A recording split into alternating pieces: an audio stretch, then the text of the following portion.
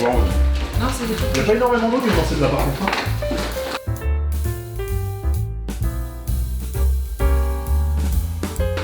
Ça qu'on n'a pas coupé assez alors. Il a peut-être merdé là.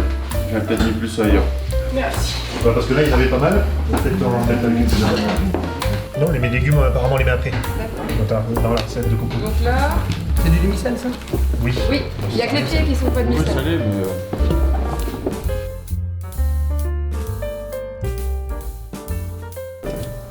Là, il y a vraiment le gros morceau de cochon, les pommes de terre. Donc certains les coupent plus fins, plus petits morceaux. Là, elles sont en gros morceaux. Et il y a les carottes. Un petit bouquet garni là, avec du thym et du laurier. Et il ne me reste plus qu'à mettre de l'eau dedans.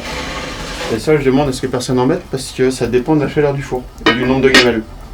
S'il n'y a que 5 gamelles, là c'est sûr, il faut remplir les gamelles d'eau. Parce que le four va toujours pomper à peu près la même quantité d'eau. Et comme là il y a 14 gamelles, il ne faudra pas trop en mettre. Pour que ça soit un petit peu caramélisé et que ça ne fasse pas une soupe. Sinon c'est pas bon.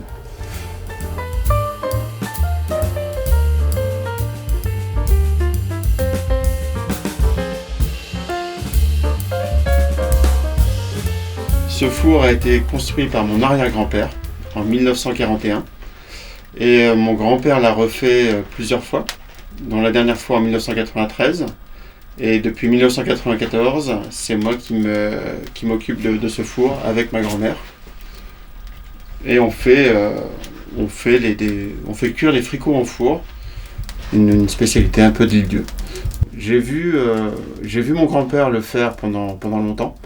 Mais j'ai jamais appris finalement avec lui parce que pour moi j'avais le temps d'apprendre. J'étais 1994, finalement j'avais 17 ans, donc c'est pas quelque chose qui m'intéressait plus que ça. Je le voyais faire, mon grand-père avec 67 ans, donc j'avais le temps. Sauf que il est parti très jeune et quand il est décédé, ça s'est posé la question de savoir qui allait s'occuper du four après sa mort. Et comme dans ma famille j'ai beaucoup de marins, ça pouvait pas être les marins, ça pouvait pas être mon frère aîné qui était étudiant sur Nantes, même il était parti travailler je crois en Normandie. Donc ça pouvait être que moi finalement et ça m'intéressait bien de garder la tradition en route. Donc ma grand-mère m'avait dit que elle voulait bien le faire mais pas tous les 15 jours, elle voulait bien montrer comment fonctionnait le four. Donc elle m'a montré, surtout qu'elle, quand ce four a été construit, elle avait 11 ans. Donc ça a été construit par son papa. Donc c'est assez génial de continuer cette tradition. Mon arrière-grand-père avait construit ce four, il était marin, mais il naviguait qu'au beau jour. Et l'hiver, il faisait beaucoup de maçonnerie. Et en allant vendre, je pense, son poisson à Saint-Gilles, il a acheté ses briques réfractaires à un ancien boulanger. C'était un four qui était démonté de Saint-Gilles et il l'a remonté donc chez lui. Et donc il l'a fabriqué lui-même. Forcément, au fil des années, ça arrive que les briques réfractaires, donc ça pompe un peu la chaleur. Il y a un lit de sable tout le tour pour isoler un petit peu. Et ça arrive de temps en temps qu'il faut refaire les briques ou refaire la voûte parce que ça s'écoule. Et c'est arrivé 2 fois avec mon grand-père. Les briques sont tombées et une fois c'est tombé sur la gamelle d'un maçon. Donc il lui a dit le destin t'a choisi, c'est toi qui vas refaire mon four. Donc le four a été refait et voilà, il a été refait au moins 2-3 fois quand même. Mais depuis 1993, donc ça fait 30 ans, il n'a pas été refait une seule fois. Sinon, au niveau de ce four, quand il y avait les fêtes du thon organisées par le twirling et la fanfare, ça arrivait qu'il fasse cuire les tartes au thon dans ce four. Et je crois que c'est en 1989 ou 91. Il y avait eu une grande tempête et le courant avait été coupé. Et il y a un boulanger, pour ne pas perdre sa pâte, il avait demandé à mon grand-père s'il pouvait faire cuire son pain dans ce four. Donc ça a été fait dans ce four. Il y en a qui ont aimé le pain et d'autres pas du tout, parce que c'était une cuisson différente. Après, le four, en fait, pour le faire chauffer, On met des fagots de saules ou d'ormeaux. Et donc un fagot, c'est plein de petites branches qui sont ficelées ensemble. Et ça permet de chauffer doucement. J'avais essayé une fois avec des palettes, mais les palettes chauffent trop vite parce que c'est du pain. Et ça chauffe très fort. Et ça abîme le four en fait. On voit les briques un peu qui ont souffert de l'excès de chaleur. Donc il faut aller doucement le faire chauffer. Donc il faut à peu près 1h30 à 2h pour que le four soit chaud avant de commencer à mettre les gamelles ou les béchettes. Donc après voilà, on met 4-5 fagots pour le faire chauffer. Et on dit qu'on le fait chauffer à blanc. Parce qu'en fait à force de faire chauffer, les briques changent de couleur. Elles deviennent de plus en plus blanches.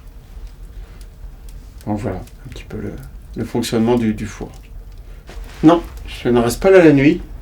Là, à 19h, là, je vais mettre, même un petit peu avant, je pense, à 19h, oui. Je vais mettre les gamelles à cuire. Et je reviendrai demain matin à 6h30 pour enlever les gamelles, refaire chauffer pendant 1h30, vérifier qu'il reste de l'eau dedans, ou soit il faut rajouter, soit c'est bien comme ça. Et puis, on refait bien chauffer, ça va recuire encore pendant 4 heures, et les gens, là c'est des amis, vont venir chercher leur gamelle pour midi et quart. Est-ce que c'est typique d'ici? Moi j'aurais tendance à dire oui, mais après tout le monde peut le faire, ou tout le monde doit le faire un peu partout, quoi. Vu qu'on met un morceau de porc avec des pommes de terre et des carottes, je pense que ça peut se faire un peu partout.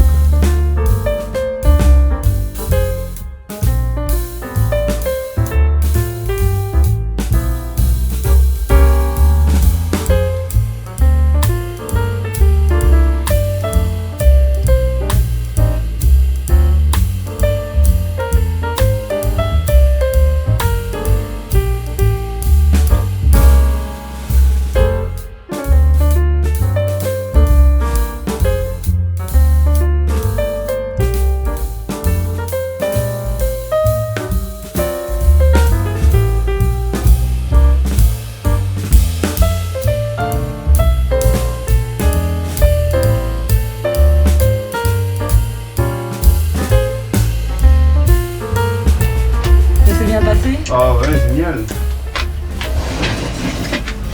Du coup, tu vas pas la nuit quand même? Non, on est venu ce matin à 6h30. Maintenant, on voulait venir en fait. Ah. Je vois, tu rallumes un coup, non? C'est ça? C'est ça, on sort tout, on rallume pendant 1h30. Et puis, on vérifie les niveaux d'eau aussi. Et puis, quand le four est bien blanc, c'est reparti. On les remet en place. Oh yes! T'as vu? Wow, t'as vu les patates, elles sont toutes marron. Oh, c'est trop beau. Faut que ça soit caramélisé dessus. Si c'est pas caramélisé, c'est pas assez cuit. C'est cool, merci. Donc après, faut pas mettre trop d'eau, sinon ça fait une soupe. Ouais. Ça fait des patates pour faire de la purée. Quand il y a trop d'eau. Salut, ça va? Salut Olivier, ça va? Ouais. Ça a eu le temps de cuire?